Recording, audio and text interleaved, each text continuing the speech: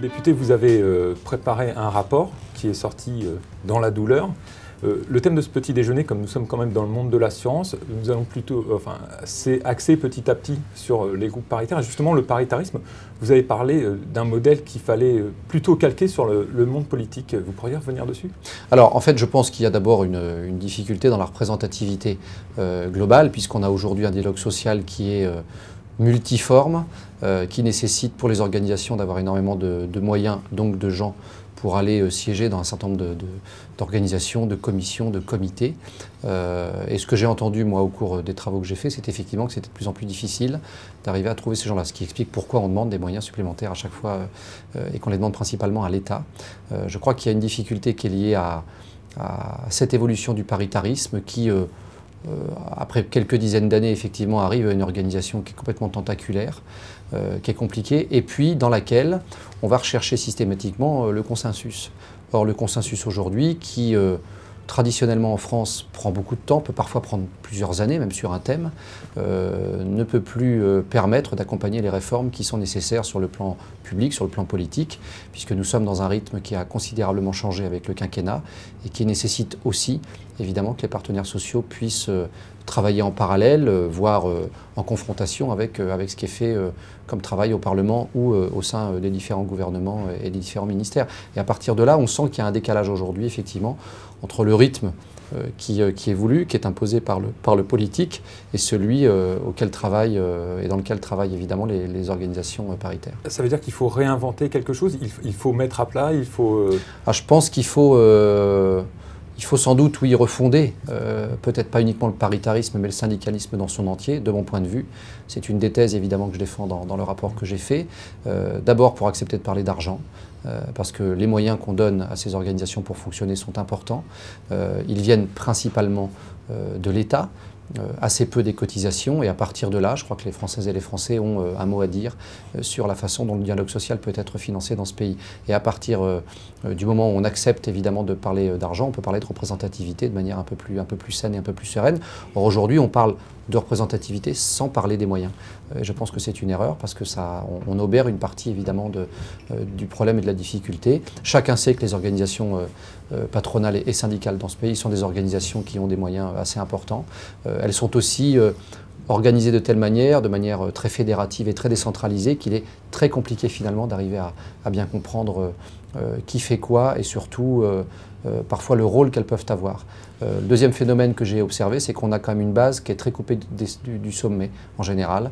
Vous avez des responsables syndicaux qui, au plus bas de l'échelle évidemment, font un travail important, mais sont aussi très sollicités pour participer à un certain nombre de groupes de travail ou de commissions, parfois même sur leur temps de travail ou sur des heures qui ne peuvent pas être comptabilisées. Et puis au-dessus de ça, ou à côté de ça, des organisations qui, en tout cas, plus on se rapproche du sommet, plus ont des moyens colossaux, et ces moyens ne sont pas toujours utilisés, de mon point de vue, pour faire ce pourquoi on les leur donne.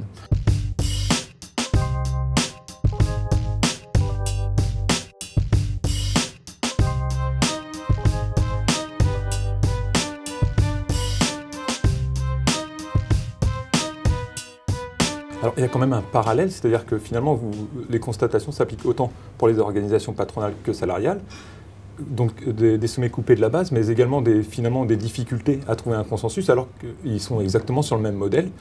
Est-ce que ça freine les réformes La complexité, c'est qu'effectivement, moi, c'est ce que j'ai compris aussi du travail qu'on a effectué, puis des échanges qu'on a eus avec les responsables, c'est que il y a une coupure assez nette entre ce que souhaite le politique ou les politiques et ce que veulent faire évidemment les partenaires sociaux à qui on confère un certain nombre de champs importants de responsabilités. Je pense à la formation professionnelle, on peut parler de la gestion de la sécurité sociale, de l'UNEDIC ou d'autres branches importantes évidemment qui rythment la vie collective, sur laquelle évidemment le politique essaye d'avoir de plus en plus de prise parce qu'on est en crise, parce qu'il est nécessaire d'avoir un débat sur l'évolution de la dépense.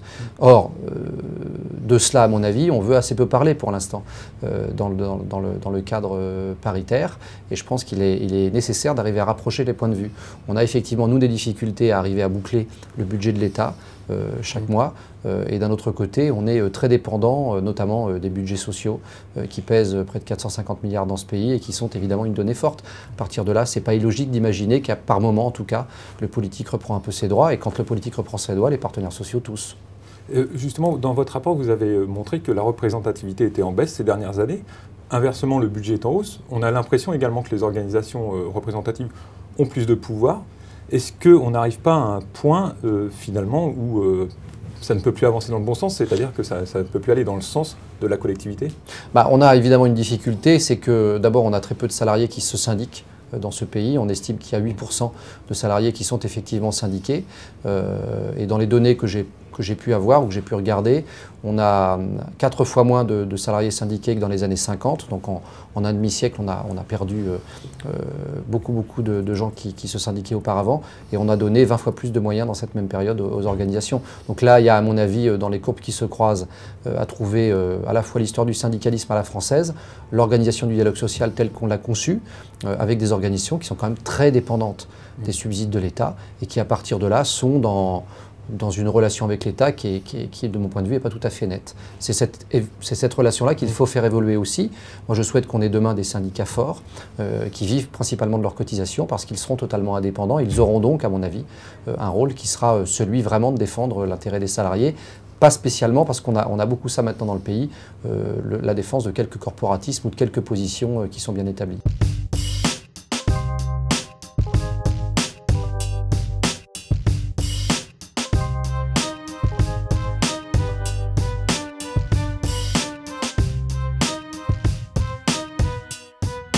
Et vous l'avez dit, les syndicats sont présents dans quasiment tous les organes décisionnaires.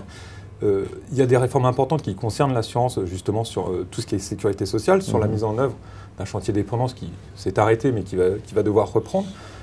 Est-ce que les syndicats ont les moyens de négocier correctement pour la collectivité, ou est-ce qu'ils sont...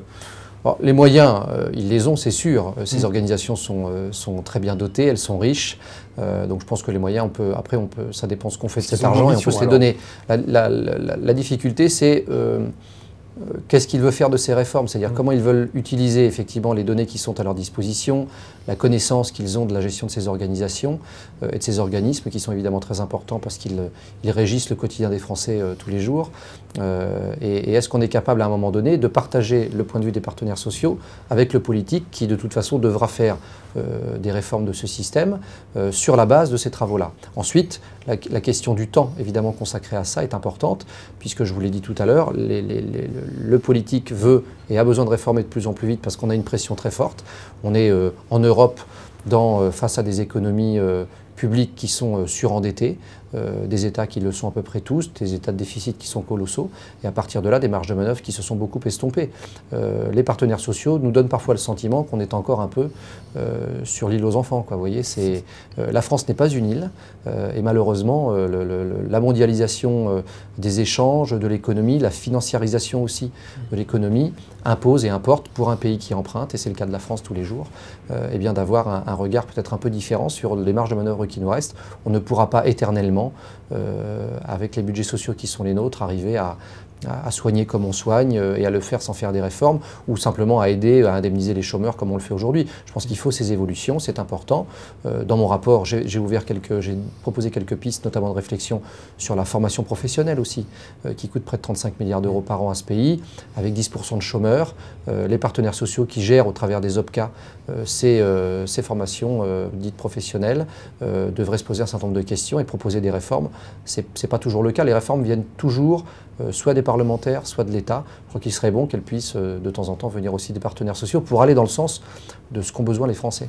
Et selon vous, la première réforme, elle pourrait s'appliquer tout simplement à ces organisations représentatives? Je pense qu'il est nécessaire effectivement, à partir en tout cas de ce travail, mais pas simplement de ce travail, mais du constat qu'on peut faire, il serait bien effectivement qu'on puisse arriver à réformer un certain nombre de choses. D'abord les modalités de financement, ça me paraît important, et aussi la représentativité. Il y a une question, oui, il y a un nettoyage à faire sur évidemment ce que j'appelle les branches pourries du syndicalisme, celles et ceux qui ne sont pas des syndicalistes au fond comme on l'entend, mais sont des gens qui se servent du syndicalisme pour détourner de l'argent, appelons un chat un chat. Ça existe dans beaucoup d'organisations. Je l'ai dit et dénoncé dans les gros comités d'entreprise des grandes entreprises publiques où il y a beaucoup d'affaires qui remontent aujourd'hui et il est nécessaire de faire vraiment le ménage et d'arriver à écarter ça. Après, une fois qu'on aurait fait ça, imaginons que ça puisse se faire, hein, ce serait quand même utile pour tout le monde. Je pense que l'image du syndicalisme sera tout à fait différente. On aura, de mon point de vue en tout cas, à faire évoluer évidemment les modalités de financement de ces organisations et leur représentativité, parce que c'est vrai, je pense que l'État ne peut pas non plus se reposer comme il le fait beaucoup trop sur les partenaires sociaux et d'un autre côté, les partenaires sociaux ne peuvent pas non plus échapper au débat public qui se fait principalement à l'Assemblée et au Sénat aujourd'hui au travers des représentants du peuple ou des territoires. Et je pense que quand on aura rétabli ce triptyque, gouvernement, partenaires sociaux, Parlement, on aura sans doute fait un grand pas. Moi, c'est ce que j'appelle de mes voeux. Il y a encore beaucoup de résistance. Hein. Dernière question avant de vous libérer.